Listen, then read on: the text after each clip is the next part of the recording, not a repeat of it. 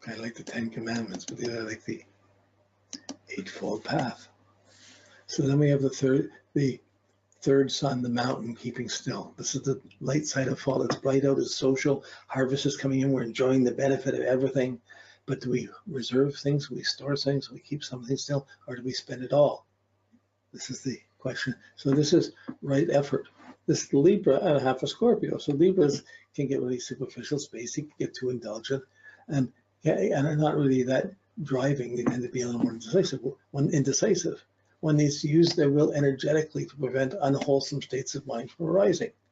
One needs to get rid of unwholesome states of mind that have already arisen. One needs to produce and cause to rise good and wholesome states of mind not yet risen, and one needs to develop and bring to perfection the good and wholesome states of mind already present. So one has to learn from others, be aware of it, choose. It's the Venus choosing the better rather than the worse, the good rather than the bad, and making an effort to work for that good. So as these are lessons in these trigrams, are also lessons for the signs of the zodiac that these relate to. So then we get to right understanding. I mean, it's hard to understand understanding because it includes everything. But that's Sagittarius, they understand understanding. This is the Eightfold Path of right understanding. One needs to understand things as they are, not how you want them to be. One needs to see a thing in its true nature without a name or a label. Because Sagittarius, when it's weak, they can gossip, they can talk about everything, they know about everything, but they don't always necessarily see it clearly. They're seeing what they believe or how they understand it. If the understanding is wrong, Sagittarius gets really messed. How to get the right understanding. This is only possible when the mind is free from all impurities and fully developed through meditation. Right thoughts and right understanding. Right thoughts, Gemini, and right understanding, Sagittarius, go to constitute wisdom. It's Jupiter ruled. It's a Jupiter teaching. So, okay. This is, okay. So now we have it here. We've added the signs of the zodiac to it. We have the 8 trigrams. To me, they're synonymous with where they are. They're just another layer. We got the daylight increasing, night increasing. We got the daylight greater, night greater, with spring, summer, fall, and winter. And then this is the 8 seasons within the zodiac, within the seasons, and therefore the season that's within the zodiac. So it divides those fixed signs.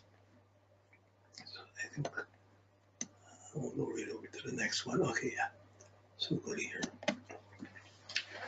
And this one, we have, there's all kinds of, a lot of religions have their special holidays on the solstices, spring or summer, and on the equinoxes. These are the initiate states, the really alive turning points of the whole seasons. The whole universe turns, and the balance of light and dark changes at these moments.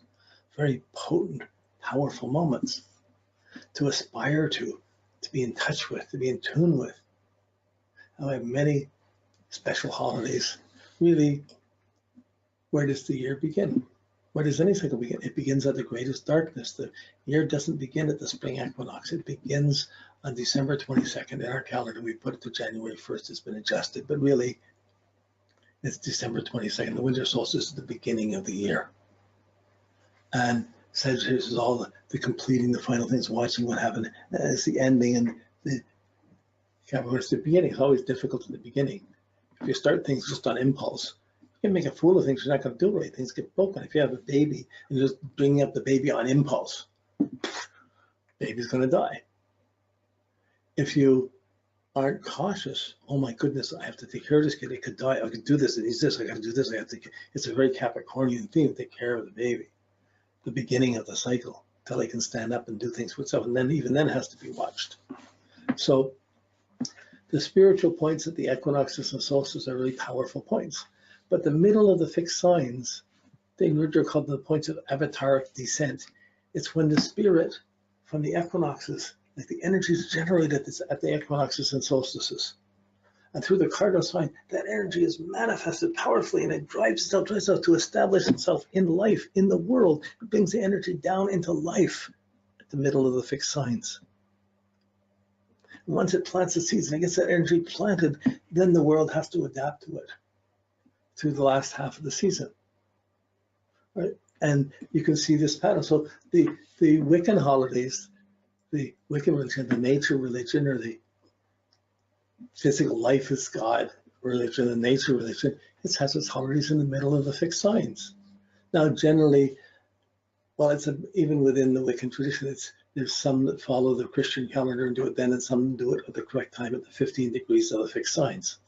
So this puts two cycles of religions. The higher, I shouldn't say higher or lower. One is one of the equinoxes and solstices, the power ones, but that's tuning into higher energies and bringing them through. But the manifesting, the making things happen, happens in the middle of the fixed signs.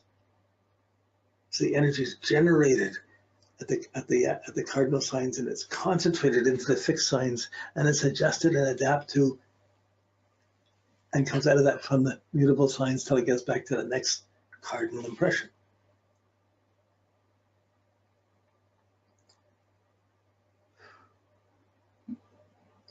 Now, I think I'd like to go over a couple of things of some of the symbolisms and how they're different but similar, how they still align.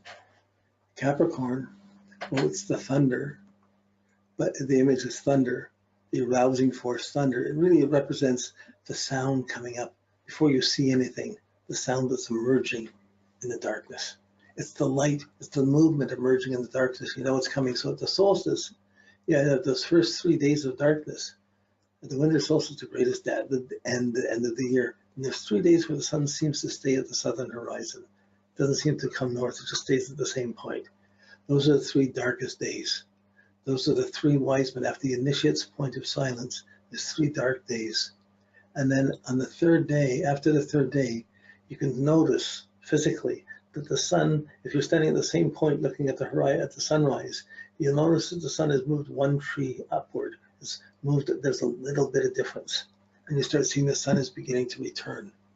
The light is beginning to return. The birth of the light comes at Christmas. And that birth, that child of birth begins to build up to the resurrection at East, to the resurrection and the ascension in Gemini. So we have these, when the Christian holiday just that strongly, it has most of its holidays on this daylight increasing.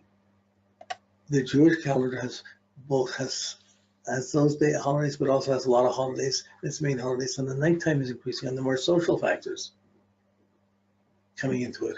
But you can see where any religion that uses a calendar, it's using astrology, and where the calendar, where the main holidays fit, it gives you the main priority of which way that religion is going. So it's been very helpful and insightful to me in my own ramblings. Yeah, okay. So now what I want to do is we have the first sun, the arousing shock thunder. But it's the shock of thunder, it's the Capricorns are cautious. First half of Aquarius are cautious, they're restrained, they're Saturn ruled. If they're quiet, other people will be uncomfortable and they can still be quiet. They're not trying to talk their way out of things. They listen. That's the Saturn side. They listen. They're listening for the slightest rumble that's going to affect them. That's going to affect their strategy. They're listening, they're preparing. This is the Saturn rulership. So even though it's a arousing force, you think, wow, that's like Aries. It's the arousing force, it's that first step of something. It's the first sign that something shows. Out of thoughts, out of silence. Wow, I can hear something going on there. I know they're doing something. I know something that, and you hear it and you get to know it by Aquarius. Then the question is, what do you do about it? You see it more clearly. It doesn't mean you have to get angry or mad. You have to find a kind way of seeing the strengths and weaknesses and seeing the actions and trying to help, not hurt. But it's interesting that the symbol of fire is there for the last half of Aquarius and Pisces, which is the water sign. But still, the way water is interpreted in Pisces is interpreted to be emotional, adaptable, immutable, multifaceted. But the fire interpreted here is a different thing. It's relating to the heat coming up through this winter, to the melting of the waters, to the melting of the snows, to the melting of the lake. It's the fire that's necessary to heat that. That's the increasing light and the clarity that we know by the time you get into the increasing light in Aquarius and the last half of Aquarius into Pisces. You know, we can see the clarity come. The days are getting brighter. We see it. And then we just have to watch. Well, it's not coming fast enough. When will the snow stop? When will these things? And we're watching, but we still see it.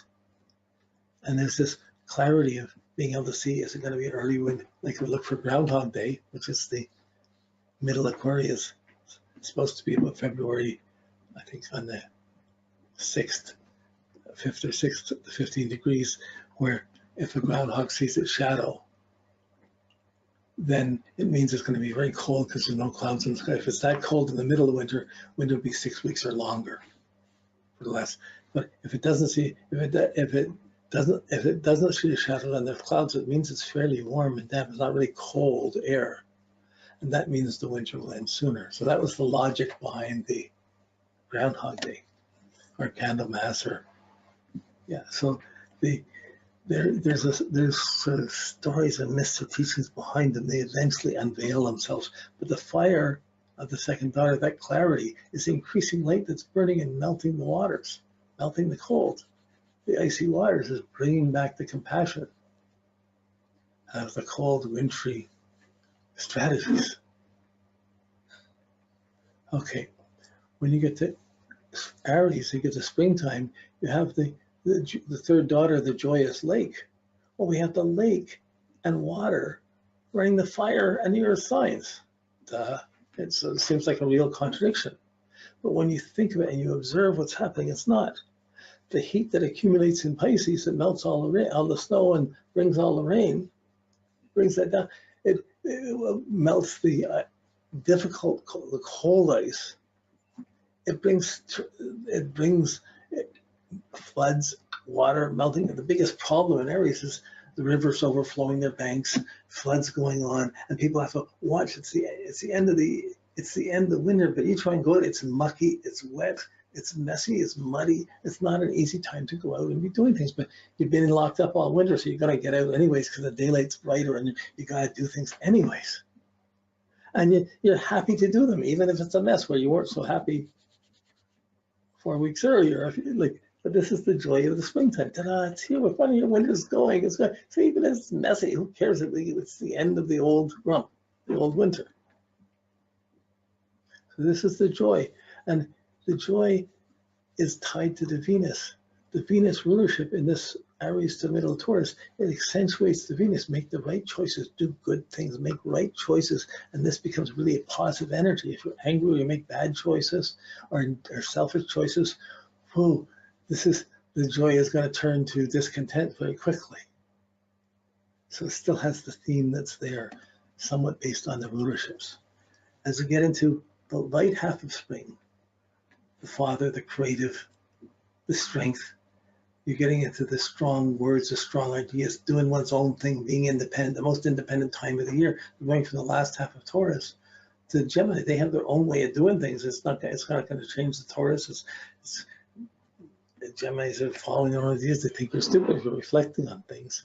But this strength of ideas, it's the least social factor. It's the least involved with other people. It's my ideas, what I'm doing. It's like the flowers and the pollen. Remember, the flowers give off the pollen and it goes, it's a hay fever season, but really it goes out into the air, and then it gets grounded into seeds and into the earth, and it begins the fertilization cycle of the increasing darkness.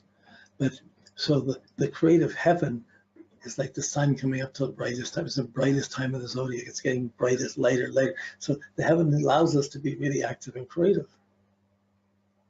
And that stimulates our mind, our ideas. We do whatever. This is this buildup of the Gemini and the creative individual, the active individual. So in the I Ching, they talk about, if you're being creative, you're not being receptive. You wait and you get receptive. When you're receptive, you get a vision. Once you get the vision, then you get active. When you're being active on your vision completely, you're not being receptive. And sooner or later you burn out and you have to start getting receptive again. Or it's wise too